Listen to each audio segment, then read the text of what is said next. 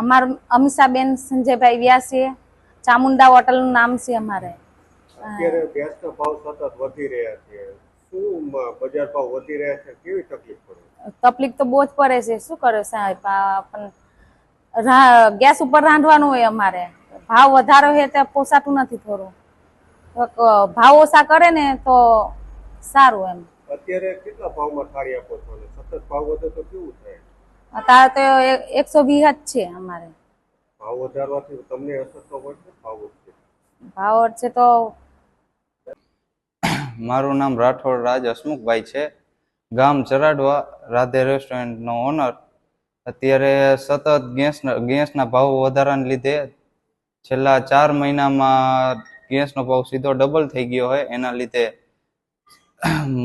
મોંઘવારી પણ વધે અને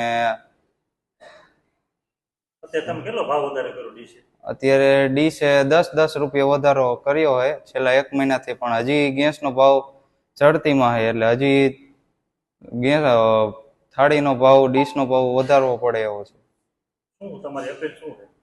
અપીલ એટલી જ છે કે આ મોંઘવાર ગેસ પૂરતો મળતો નથી, એ મળી રહે અને ભાવ વ્યાજબી મળે.